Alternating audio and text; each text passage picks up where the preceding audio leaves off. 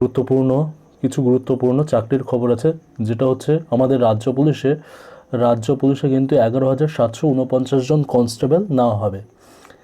এছাড়াও পঞ্চায়েতে একটা গুরুত্বপূর্ণ নিয়োগ আছে, যেটা কিন্তু অনেকটাই ভ্যাকেন্সি, 6,652 জন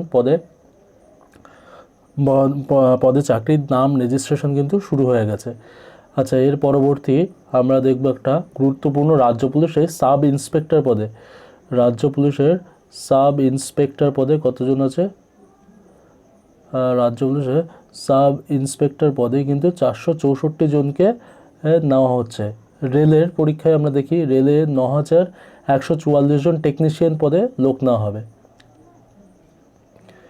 এছাড়াও কেন্দ্রীয় 5 পুলিশ সংস্থায় কিন্তু 4,187 সাব ইন্সপেক্টরকে নেওয়া হবে। এছাড়াও আর যদি কিছু গুরুত্বপূর্ণ খবর থাকে, দেখো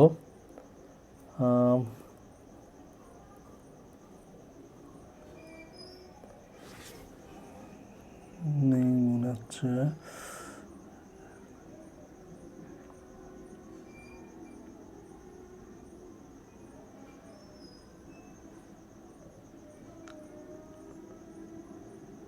আচ্ছা, আর বিশেষ কিছু খবর নেই। তোমরা এখন দেখে নাও বিস্তারিত খবর, যেটা আমরা পড়ব এখন।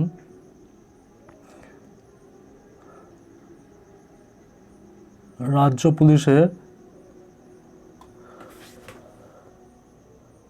11,749 জন কনস্টেবল নেবে।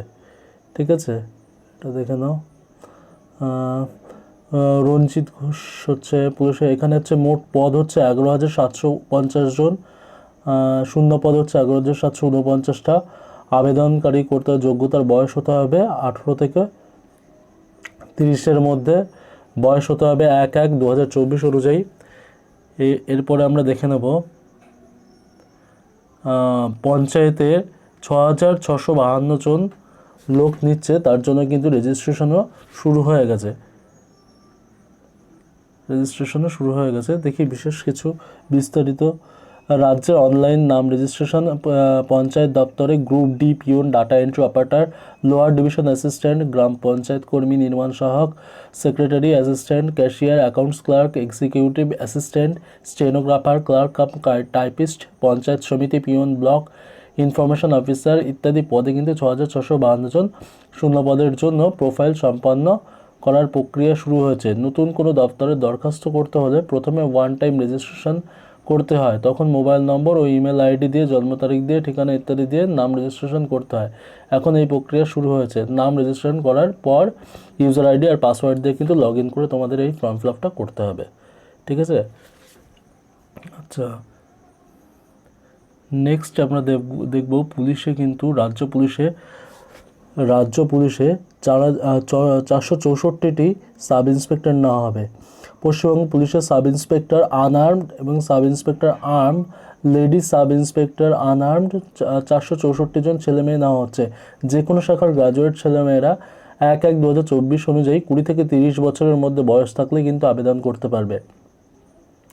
ওবিসি সম্প্রদায়ের প্রার্থী হলে 3 বছর ছাড় পাচ্ছে, আর যদি ট্রান্সজেন্ডার হয় তাহলে 3 বছর, তপশিলি সম্প্রদায়ভুক্ত হলেও আমাদের 5 বছর কিন্তু এখানে ওরা বয়সে ছাড় দিচ্ছে। আচ্ছা, পুলিশ বিভাগের কর্মীরা যথারীতি বয়সে ছাড় পাবেন। বিশেষভাবে সক্ষম প্রার্থীরা কোনো পদেই আবেদনযোগ্য নন। সব পদের বেলায় দৃষ্টিশক্তি এখানে সক্ষম প্রার্থী হবে না, এটা অক্ষম প্রার্থী হবে। অক্ষম প্রার্থীরা কোনোভাবেই এই পদে আবেদন করতে পারবেন না। দৃষ্টিশক্তি থাকা দরকার। সরকারি স্বাস্থ্য সংক্রান্ত নির্দেশ অনুযায়ী মূল মাইনে কিন্তু 32,000 থেকে 82,900 টাকা পর্যন্ত থাকবে। ঠিক আছে, এটাও কিন্তু ভালো একটা চাকরির অফার, সবাই কিন্তু এটাতে অ্যাপ্লাই করতে পারো। আচ্ছা, এরপরে আমরা এখনও যেগুলোতে নাম রেজিস্ট্রেশন হচ্ছে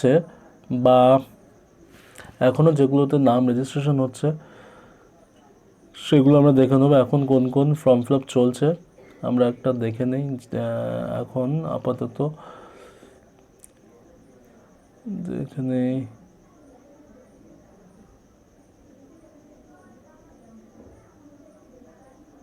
এইখানটায় আচ্ছা, দেখে নাও। রাজ্য কেন্দ্রীয় সরকারের বিভিন্ন দপ্তরে কিন্তু এখনও দরখাস্ত চলছে, যেখানে দরখাস্ত চলছে আমরা সেই জায়গাটুকু দেখব। আচ্ছা, বিএসএফে কিন্তু মাধ্যমিক ও আইটিআই পাসদের নেওয়া হচ্ছে, শূন্য পদ আছে এখানে 2140টা। তোমরা এখানে অনলাইনের মাধ্যমে কিন্তু ফর্ম ফিল আপ করতে হবে। এখানে রেজিস্ট্রেশন ও ফর্ম ফিল আপ এখানে হবে rectt.bsf.gov.in, এই ওয়েবসাইটে কিন্তু খুলে তোমাদের অনলাইনে রেজিস্ট্রেশন ও ফর্ম ফিল আপ করতে হবে। সেনাবাহিনীতে ফার্মাসিস্টের জন্য এইচএস লাগবে, তার সঙ্গে ফার্মাসি পাস হতে হবে। আচ্ছা, বয়স হতে হবে, এটার অ্যাপ্লিকেশন করার শেষ তারিখ হচ্ছে 22/3/24 পর্যন্ত।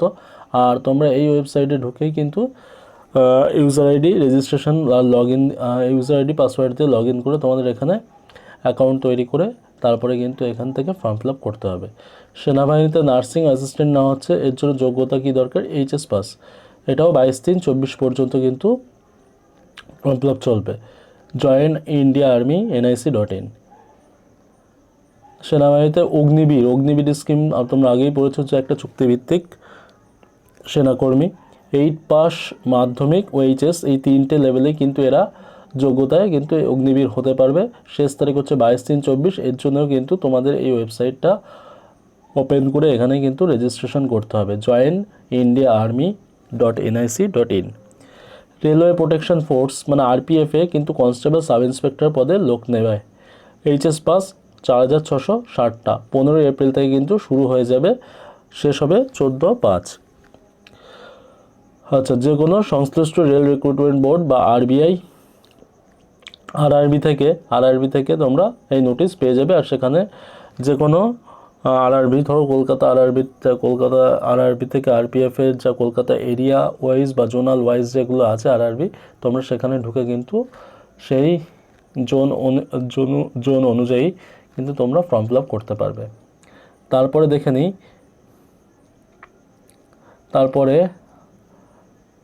আচ্ছা এখানে বিশেষ কিছু, আচ্ছা কলকাতা পুলিশে কনস্টেবল পদেও কিন্তু লোক নেওয়া হচ্ছে। মাধ্যমিক পাস 3734টা ভ্যাকান্সি আছে, আর শেষ তারিখ হচ্ছে 29/3/24 কলকাতা পুলিশ। এর জন্য তোমাদের prb.wb.gov.in এই ওয়েবসাইটে গিয়ে অ্যাকাউন্ট করে সেখানে লগ ইন করে ফর্ম ফিল আপটা করতে হবে।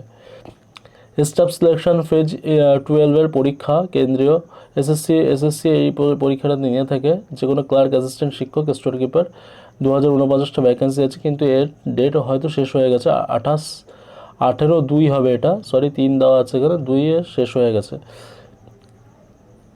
এইমস নার্সিং অফিসার হওয়া এন্ট্রান্স পরীক্ষা দিতে পারো। নার্সিং যোগ্যতা যে সমস্ত মেয়েরা আছে তারা কিন্তু এই ফর্ম ফিল আপটা করতে পারে। 17/3/24 লাস্ট ডেট। aims.exams.ac.in এ কিন্তু তোমরা এখানে লগ ইন করে দেখতে পারো, ফর্ম ফিল আপ করতে পারো। আর বিশেষ কিছু নেই। আচ্ছা বন্ধুরা, যদি ভালো লেগে থাকে আপনাদের খবরগুলো, তাহলে চ্যানেলটিকে সাবস্ক্রাইব করে নেবে অবশ্যই এরকম ভিডিও পাওয়ার জন্য। ওকে, ধন্যবাদ অসংখ্য ভিডিওটিকে দেখার জন্য।